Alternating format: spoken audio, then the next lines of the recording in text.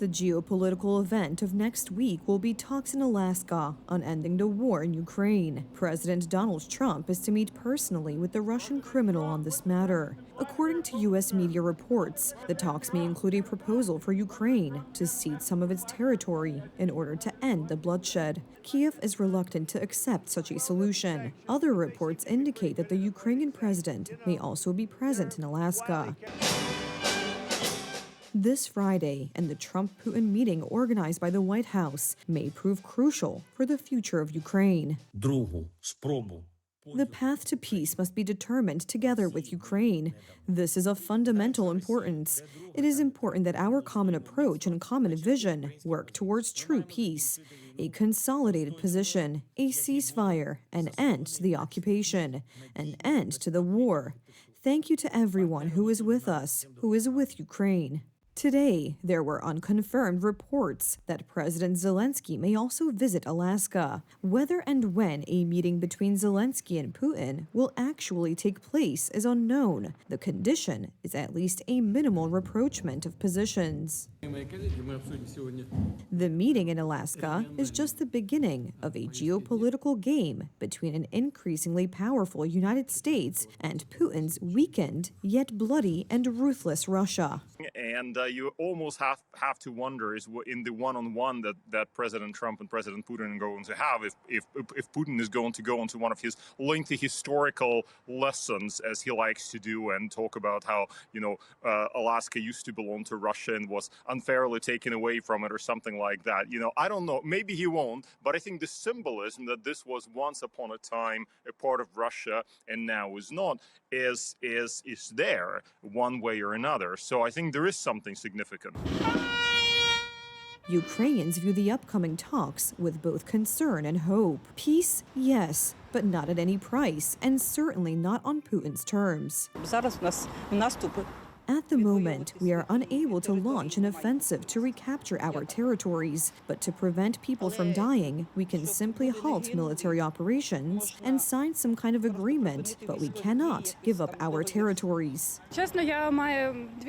I am a person who loves my country, and I do not want to compromise my inner convictions, but seeing all these deaths and knowing that my mother is living under fire and my father is fighting, I want all this to end as soon as possible. I understand that many people may lose their homes, but we may lose more if we continue. A meeting in the UK between U.S. Vice President J.D. Vance, British Foreign Secretary David Lammy, and one of Ukrainian President Andriy Yermak's closest associates was devoted to talks on Alaska and the future of Ukraine. It's unlikely that Ukraine right now will regain its borders up to borders of 1991. It's just plain unrealistic at this point. However, preserving Ukraine's independence, that's a key issue, and I don't think Ukrainians will not be willing to negotiate this particular item. I think that's a very important one. European heads of state and government, including Poland, expressed a common position and support for Donald Trump's actions aimed at ending the war in Ukraine and achieving lasting peace. The need for solid security guarantees for Ukraine and the necessity of a ceasefire as a condition for negotiations were emphasized.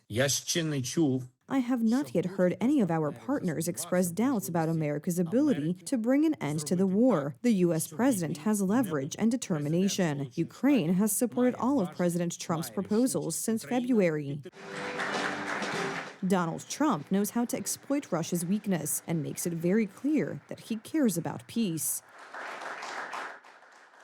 He made this very clear just 2 days ago at the White House during the signing of the agreement between Armenia and Azerbaijan, which was described both as a historic success for the American president and as a defeat for Russia.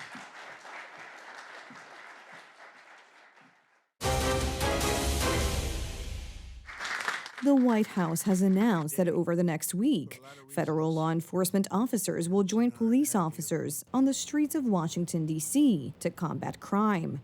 This will particularly affect areas with high tourist traffic and other hotspots in the city. President Donald Trump has announced that he may use the National Guard to patrol the streets of the Capitol in order to improve the safety of residents and tourists. We want to have a great, safe Capitol, and we're going to have it. And that includes cleanliness and it includes other things. We have a capital that's very unsafe. You know, we just almost lost a young man. The rate of crime, the rate of muggings, killings, and everything else, we're not going to let it. And that includes bringing in the National Guard, maybe very quickly, too. President Trump threatened that the federal government could simply take control of Washington if local authorities don't get their act together. That's something, however, that would require a repeal of the Home Rule Act of 1973. But that's an act that the president has said he already has lawyers considering. White House Press Secretary Caroline Leavitt said federal officers from various police units would be visible on the streets starting at midnight. Mayor Muriel Bowser, who publicly confronted Trump's ideas in 2020, has not commented publicly. The police are also silent. We haven't seen a marked increase in the number of federal law enforcement officers on the streets in Washington. But recently, a former official with the Department of Government Efficiency was violently attacked. That's a circumstance that Trump has talked about lately and may have spurred on more of these conversations about more federal officers on the streets. The initiative will last at least a week, but there is a possibility of extending it. The decision was made after the recent attack on a government employee. However, local officials must admit that the decline in car thefts and murders since 2023 has become a reality. Well, personally, I don't really think it's going to really do anything because I don't see what the current law enforcement is doing now. But, you know, I guess we'll wait and see, but I don't really have faith in the law system right now. Democrats say the move is another step by Trump and his administration toward taking control of the city, which is the seat of the U.S. government. Honestly, it sounds like a gateway to military occupation. I mean, D.C. is already federal land and you're increasing law enforcement. It sounds like the precursor to military occupation in D.C. Most residents, especially local business owners and parents of young children, welcomed the president's initiative with relief. So I don't really care who. I don't care if Trump runs the city. I don't care if Mayor Bowser runs the city. I really don't care who runs the city. As a business owner, there should not be crime on the streets of any city, regardless if it's Cape Town, South Africa, if it's D.C., if it's New York. You should stop the crime. The catalyst for this latest wave of power grabs was an attack last weekend on an influential member of the Department of Government Efficiency, who was leading efforts to cut bureaucracy. The attack was carried out by a group of teenagers attempting to steal a car. The operation will be led by the U.S. Park Police and will include officers from the Capitol Police, the Drug Enforcement Administration, and the Federal Bureau of Investigation. I believe that this man will surprise us in a positive way, and I hope so, because I am a patriot. He will try. I hope he will try. From experience, I don't promise myself anything, so we'll see what happens. Election promises. Polish people have long been skeptical about their fulfillment, but there is a glimmer of hope. After the swearing-in ceremony, Tak mi dopomóż Bóg. and with that help, it was time to roll up sleeves and get to work. Projekt o centralnym porcie komunikacyjnym. The day after his inauguration, Polish President Karol Nawrocki signed a legislative initiative to build the Central Transportation Port. It provides for its construction in its original version. Because Poland must be the commercial and transportation hub of Europe. The government says it's a great success because Łomża will have a railway line to Warsaw, but it will take 2.5 hours to get to Warsaw on this railway line, while the Central Transportation Port was supposed to provide a line that would make it possible to travel to Warsaw in less than an hour. This is the most important promise, the Central Transportation Port. But there are also other bills, investments also in the family, a zero personal income tax for families with at least 2 children. Every working parent will gain a new tax-free amount of 140,000 zloty per year. Up to 2.6 million families in Poland will be able to benefit from this solution. Funding must be found for this. These are very good projects. The sooner the better. I think in September or October. Will you vote for it? We'll see what's in these projects. Karol Nawrocki also prepared a draft law on protection of the Polish countryside. Its aim is, among other things, to extend the ban on the sale of state-owned agricultural land. Polish land should belong to Polish Polish farmers. The president also drew attention to farmers' concerns about the European Union's agreement with the Mercosur countries.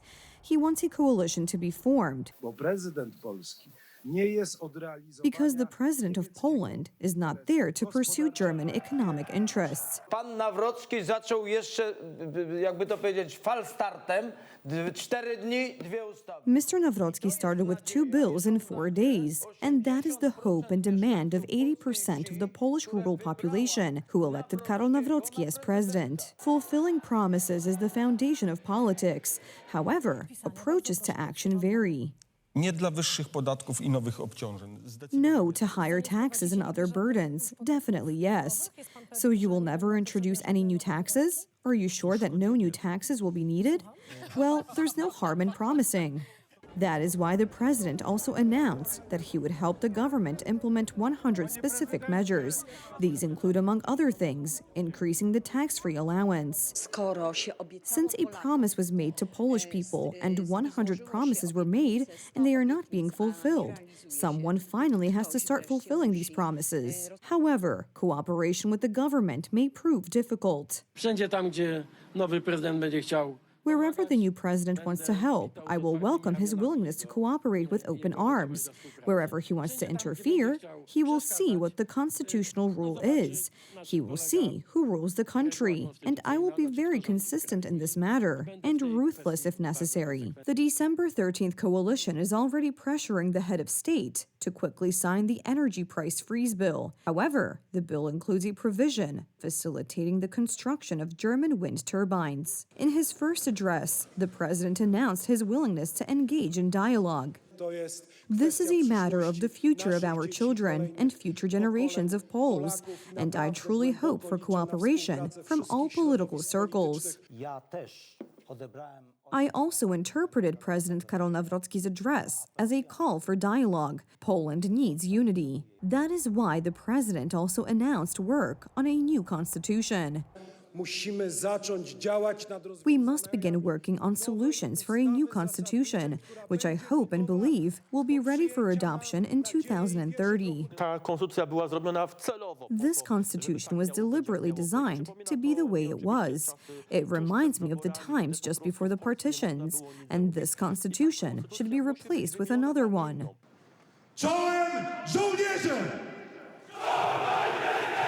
The army is also to be modernized because Poland's security is an absolute priority. We are looking for areas, especially those related to security, where we can find common ground. Security issues and the importance of this topic must be emphasized. It cannot be a part of a political dispute. That would be a disaster for Poland.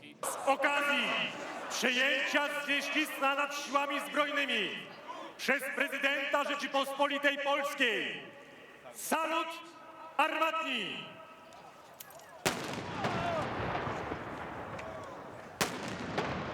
The plans outlined by the president are ambitious. Zrobię wszystko, aby w As president of Poland, I will do everything in my power to build a Polish army of at least 300,000 soldiers in the coming years, the strongest army of the North Atlantic Alliance in Europe.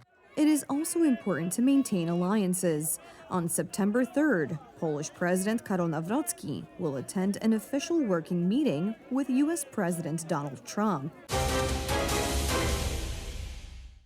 Doylestown, the spiritual center of the Polish-American community, a place of numerous church and patriotic celebrations. The pilgrims participating in the 38th pilgrimage are headed to the American Częstochowa in Doylestown. Parents came, now younger people come. Parents, grandchildren sometimes. Sometimes they leave, then they come back, searching for the way. There are many young people among the pilgrims. There is such an amazing atmosphere. Everyone is nice. It's like one big family. You can feel the love, the joy, so it's incredible.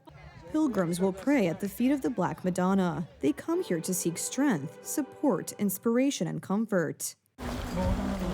Just like pilgrims in Poland, every year, especially in August, thousands of people pack their backpacks, put on comfortable shoes, and set off for Częstochowa. The largest groups depart from Warsaw, Kraków, Łódź, Radom, and Tarnów, covering distances ranging from several dozen to several hundred kilometers.